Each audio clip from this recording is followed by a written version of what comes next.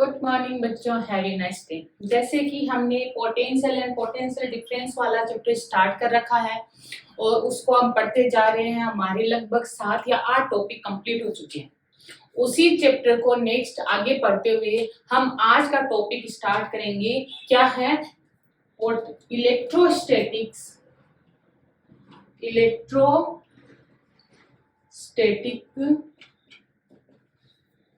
Potential energy. देखो, यहाँ की सबसे अच्छी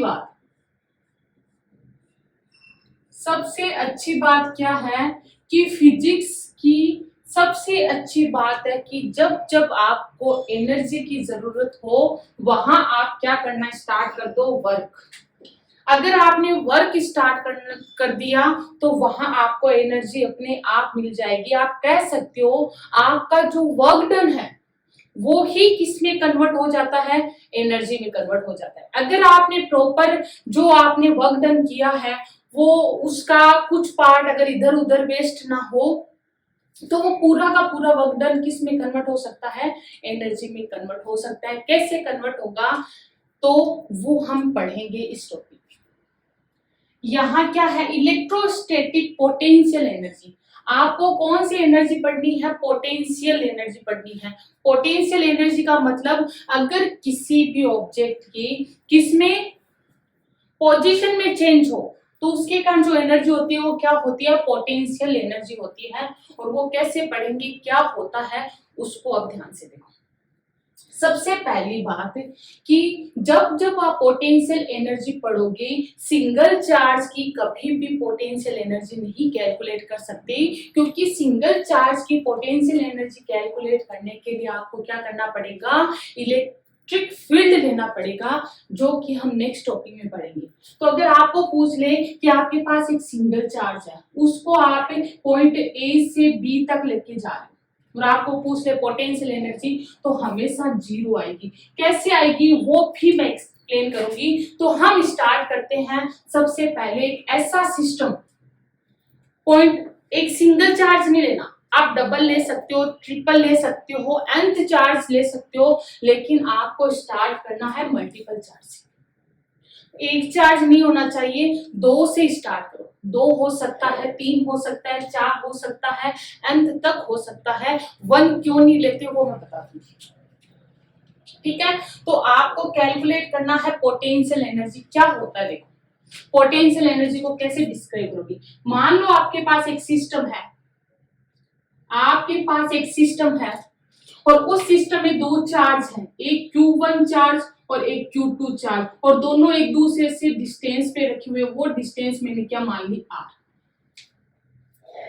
मैंने क्या किया कि मेरे पास 2 चार्ज है, क्योंकि एक तो ले नहीं सकती। क्यों नहीं ले सकती, नेक्स्ट आगे और एक्सप्लेन करूंगी। तो मैंने कितने चार्ज लिए? 2। Q1 Q2 चार्ज, तो एक दूसरे से किसी डिस्टेंस पे रखे हुए। इन चार्ज की मैं पोजीशन चेंज करूं, या तो इनकी डिस्टेंस को बढ़ा सकती हूँ। 2 पोजीशन हो सकती है, Q1 Q2,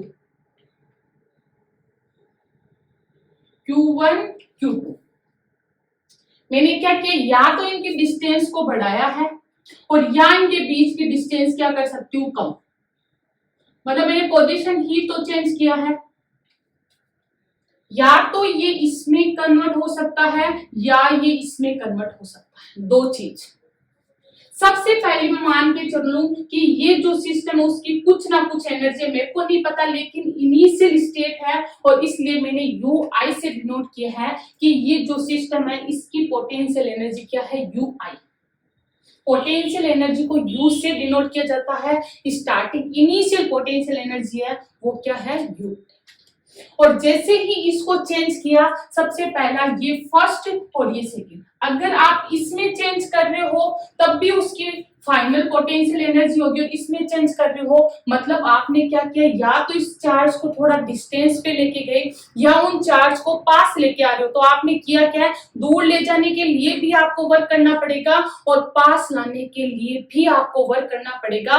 और मैंने कहा था जब जब फिजिक्स में वर्क किया जाता है तब तब आपको क्या मिलती है, एनर्जी मिलती है। तो आपने जो यहाँ पे वर्क किया है, आपने जो वर्क किया है वो वर्क ही किस में कन्वर्ट हो जाएगा, पोटेंशियल एनर्जी में कन्वर्ट हो जाएगा। फर्स्ट थिंग, आप यहां जो वर्क करोगे, क्या ये वाला वर्क करोगे कि या तो इस चार्ज को दूर लेके गए या इस चार्ज को पास लेके आए, तो वो वर्क ही किस में कन्वर्ट हो जाएगा, पोटेंशियल एनर्जी में कन्वर्ट हो जाएगा। इसकी अगर पोटेंशियल एनर्जी यू आई है तो फाइनल पोटेंशियल एनर्जी को मैं क्या मान लू, यू एफ। अगर ये सिस्टम इसमें चेंज हो रहा है तो final potential energy U F इसकी होगी, और ये सिस्टम इसमें चेंज हो रहा है तो final potential energy U F इसकी होगी। तो अपने पास पोटेंशियल एनर्जी क्या हो जाएगी, U F final minus initial. दोनों का डिफरेंस किसके इक्वल होगा, जो फाइनल है और जो इनिशियल है, दोनों का डिफरेंस क्या होता है, पोटेंशियल एनर्जी। और वो क्या होगी, किसके इक्वल होगी, एक्सटर्नल जो वर्क किया गया, एक्सटर्नल वर्क। वर्क तो है W से डिनोट कर दिया, लेकिन वो वर्क कौन सा होना चाहिए, एक्सटर्नल वर्क। मैम आपने एक चीज और बताई थी, बिल्कुल बताई थी कि जो आपका एक्सटर्नल वर्क होता है, वी नो दैट आपका जो एक्सटर्नल वर्क है वो इक्वल होता है इलेक्ट्रोस्टैटिक वर्क के या इलेक्ट्रिक फील्ड के थ्रू किया गया वर्क। इलेक्ट्रिक फील्ड के थ्रू किया गया वर्क और एक्सटर्नल वर्क बराबर होते हैं, लेकिन साइन में एक दूसरे के क्या होते हैं, ऑपोजिट। अगर आपका इलेक्ट्रिक फील्ड इधर वर्क कर रहा है तो आपके द्वारा किया गया वर्क कैसे होगा, इधर होगा, और दोनों एक दूसरे के इक्वल होंगे लेकिन डायरेक्शन में क्या होंगे, ऑपोजिट होंगे। तो मैं अगर इसकी जगह ये कन्वर्ट करूं तब यू एफ माइनस यू आई क्या हो जाएगा, equal negative electric field work. दोनों ही फॉर्मूले सही है,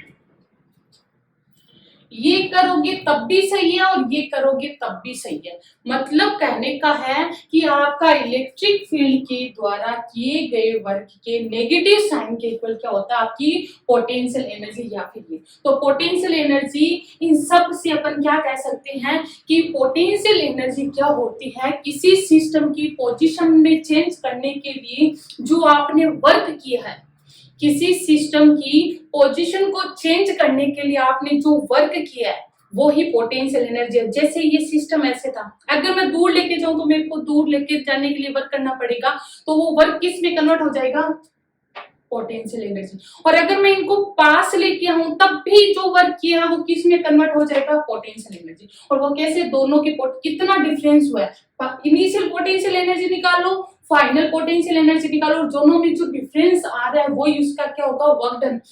तो समझ आ गया होगा, और वो उसकी किस में कन्वर्ट हो जाएगी, पोटेंशियल एनर्जी। अब हम निकालेंगे potential energy, 2 system of charge की potential energy, 3 system of charge की पोटेंशियल एनर्जी और nth सिस्टम ऑफ चार्ज की पोटेंशियल एनर्जी। एकदम इजी तरीके से सिखाऊंगी ताकि अगर आपके पास अगर कोई न्यूमेरिकल भी आ जाए तो आपका वो कॉन्सेप्ट क्लियर होना चाहिए कि पोटेंशियल एनर्जी तो हमें आती है। समझ आ गया? इतनी चीज करने के बाद हम करते हैं पोटेंशियल एनर्जी, रब कर दूं, potential energy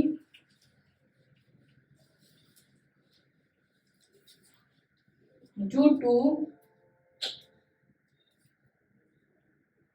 potential energy due to system of 2 charge.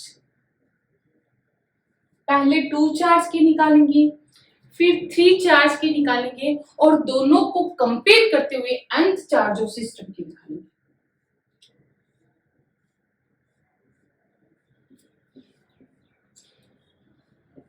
हम अगर किसी चीज को समझना है तो आपको उसमें बहुत इंटरेस्ट लेना है। अगर आप देखो, कभी कभी बच्चा क्या करता है, जैसे याद रखना, हमें बचपन था, बचपन में कुछ चीजों की शौक होती थी। जैसे मेरे को डांसिंग का शौक था, तो मैं क्या चाहती थी, अगर मेरे को कोई डांस करने के लिए भेज दे, इधर चली जाऊं, तो मैं कितना डांस करूं। मतलब अगर उस टाइम मेरे को वो लेवल मिल जाता तो शायद मैं उस चीज को मन से करती। लेकिन उस टाइम अपने क्या होता, पढ़ाई करो पढ़ाई करो, तो अपने को पढ़ाई जरूरी है, करनी चाहिए, लेकिन उस मन से नहीं कर पाते जिस मन से अपने का खुद का मन होता है कि वो काम करे। तो किसी काम को करने के लिए उसमें पहली थिंग उसमें इंटरेस्ट होना चाहिए। ठीक है। अब देखो, अपन जैसे पोटेंशियल एनर्जी, देखो बहुत इजी तरीके से मैं पोटेंशियल एनर्जी समझाने के लिए मैं मान के चलूं, आपके पास दो चार्ज है या फिर दो इंसान है। एक का नाम है चार्ज Q1, दूसरे का नाम क्या है, चार्ज Q2। दोनों कहाँ पे बैठे हैं, इनफाइनाइट। दोनों कहाँ पे बैठे हैं, इनफाइनाइट पे। और ये एक चार्ज का सिस्टम अपना एक घर बनाया हुआ है, और उस घर को कहाँ बनाया, इनफाइनाइट पे। और इनको ये चीज पता नहीं थी कि इनफाइनाइट पे कोई भी चीज हो जीरो होती है, लेकिन चलो इनको नहीं पता थी, इन्होंने घर बना लिया। तो मैं मान के चलूं कि इस इनफाइनाइट पे इसकी इनिशियल पोटेंशियल एनर्जी क्या हो जाएगी, जीरो। अपन को क्या करना है, ये आना चाहते हैं इस इनफाइनाइट से निकल के इस बोर्ड पे कहीं। अब आपको दिख रहा है क्या, मैंने कहीं बोर्ड पे इलेक्ट्रिक फील्ड अप्लाई किया है, कहीं दिख रहा है क्या बोर्ड पे मैंने कहीं इलेक्ट्रिक फील्ड अप्लाई किया है। तो फर्स्ट थिंग, पोटेंशियल एनर्जी आप कैलकुलेट कर रहे हो, लेकिन कौन सी पोटेंशियल एनर्जी कैलकुलेट कर रहे हो, जब इलेक्ट्रिक फील्ड एब्सेंट हो, जब आपका इलेक्ट्रिक फील्ड प्रेजेंट ना हो, तब आपको अगर पोटेंशियल एनर्जी निकालना है, तब आपका ये फॉर्मेट काम आएगा। उसके बाद मैं वो भी पोटेंशियल एनर्जी निकलवाऊंगी जिसमें आपको क्या करना है, आपका इलेक्ट्रिक फील्ड प्रेजेंट होगा, वो भी निकलवाऊंगी। जरूरी नहीं है सारी चीजें आपके सिलेबस में हैं, आपका 2 सिस्टम चार्ज का होगा, 3 का होगा, nth का नहीं होगा, लेकिन मैं सारे टॉपिक करवाऊंगी ताकि वो आपके एकदम क्लियर हो जाए कि वास्तव में ये चीज ऐसे होते हैं। ठीक है। तो सबसे पहला कि इन्होंने अपना घर कहाँ बनाया, इनफाइनाइट। तो इनफाइनाइट पे आपको पता है सिस्टम की इनिशियल एनर्जी कितनी होती है, जीरो। फिर ये क्या किए, इनफाइनाइट से इन्होंने अपनी जगह शिफ्ट करने की कोशिश की कि यहां से निकल के पहले एक चार्ज को लेके आए, पहले एक चार्ज को लेके आए। आपको क्या करना पड़ेगा, एक्सटर्नल वर्क करना पड़ेगा, नहीं करना पड़ेगा, और उसको पॉइंट ए पे शिफ्ट कर दिया लाके Q1। क्यों, क्योंकि मेरे को पता है पोटेंशियल एनर्जी निकालने के लिए मेरे को वर्क निकालना पड़ेगा। अगर वर्क आ गया तो वो किस में कन्वर्ट हो जाएगा, पोटेंशियल एनर्जी। तो मैं दोनों चार्ज को लाकर वापस यहाँ सिस्टम बना दूं, और उसके लिए मेरे को जितना वर्क करना पड़े वो वर्क ही किस में कन्वर्ट हो जाएगा, पोटेंशियल एनर्जी में। होप इतनी चीज आपकी क्लियर हो गई होगी। अब मैं कितने चार्ज को, पहले Q1 चार्ज को लेके आ रही हूँ। Q1 चार्ज को लाने में कितना वर्क किया गया, तो मैं लिख रही हूं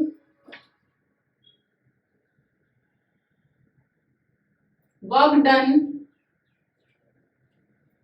done by Q1 charge, work done by Q1 charge कितना होगा, आप जानते हो। आपको यहां से यहां तक लाने के लिए आपने एक फॉर्मूला पढ़ा है, डेल बी। पोटेंशियल होता है एक्सटर्नल वर्क अपॉन कौन से चार्ज को लेके आए।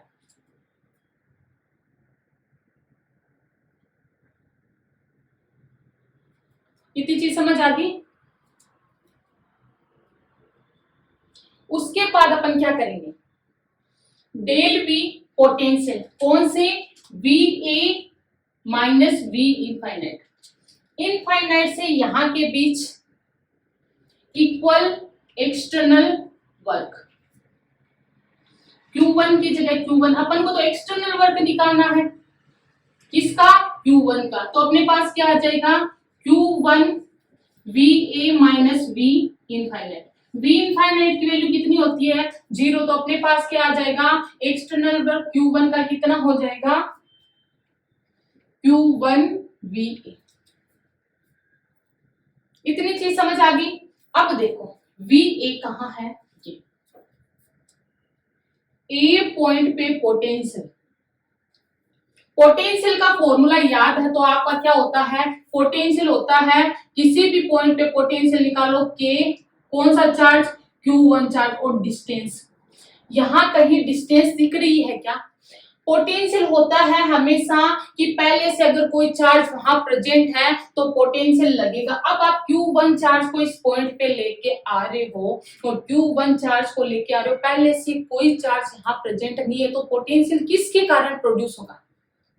पॉइंट ए पे किसी का पोटेंशियल होगा क्या? नहीं होगा, क्योंकि किसी भी पॉइंट पे पोटेंशियल उससे जो डिस्टेंस पे अगर कोई चार्ज प्रेजेंट होता है उसके कारण होता है। जैसे ये ए वाला, तो अब मेरे को बोल दे कि बी पॉइंट पे पोटेंशियल कैलकुलेट करो, तो मेरे को ये चीज पता चल गई कि ए पॉइंट से आर डिस्टेंस पे पॉइंट बी है। ए पॉइंट पे मैंने एक चार्ज रख दिया Q1, तो पोटेंशियल कितना हो जाएगा? के Q1 आर। किसके थ्रू? ए के थ्रू पोटेंशियल। पॉइंट ए के थ्रू बी पे कितना पोटेंशियल होगा ये, लेकिन मेरे को पूछ ले पॉइंट ए पे ही पोटेंशियल, तो पहले यहाँ कोई चार्ज बोर्ड पे प्रेजेंट ही नहीं था, तो ए पे कौन पोटेंशियल प्रोड्यूस करेगा? तो यहाँ VA की वैल्यू कितनी हो जाएगी? 0। तो एक्सटर्नल वर्क QA1 के थ्रू कितना हो जाएगा? Q1 into 0। तो टोटल क्या हो जाएगा? समझ आए क्या? तो फर्स्ट अपन ने वर्क निकाला और मैंने कहा था सिंगल चार्ज को लाने में कोई वर्क नहीं करना पड़ता, क्योंकि पहले से कोई चार्ज प्रेजेंट नहीं था। अगर ये इसको उठा के यहाँ लेके आ रही हूँ और पहले से अगर कोई चार्ज प्रेजेंट है, तब तो यहाँ पे VA की वैल्यू आती किसके थ्रू? जो पहले से प्रेजेंट चार्ज है वो पॉइंट ए पे पोटेंशियल प्रोड्यूस करता, लेकिन अभी कुछ नहीं था तब वर्क डन कितना था? 0। सेकेंड, किसको? वर्क डन के क्या है? Work done by Q2 charge कितना होगा? वही del V equals to W external Q2 upon Q2। मेरे को W एक्सटर्नल की वैल्यू निकालनी थी, तो कितना हो जाएगा? डेल V इंटू Q2, या फिर ये लिख सकते हो Q2 into del V। Q2 की जगह Q2 डेल V, मतलब मैं क्या लिख सकती हूँ? VB minus V infinite. V infinite की वैल्यू कितनी है?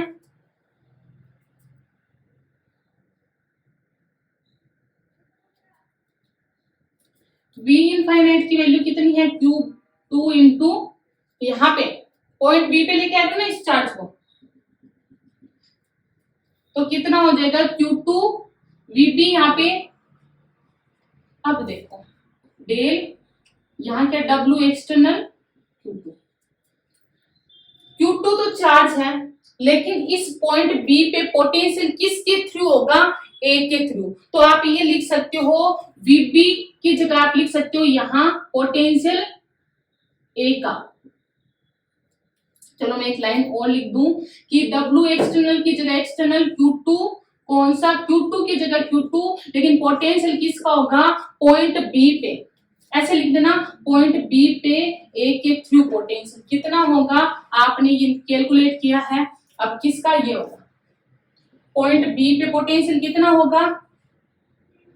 पॉइंट B पे Q2 की जगह Q2 के Q1 अपॉन R।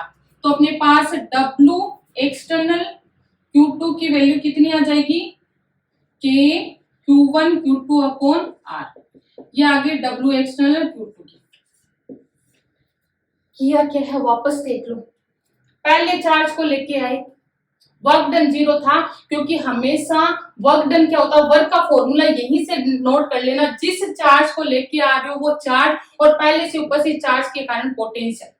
तो पहले से कोई चार्ज नहीं था तो पोटेंशियल कितना था, 0, तो वर्क डन कितना हो गया, 0।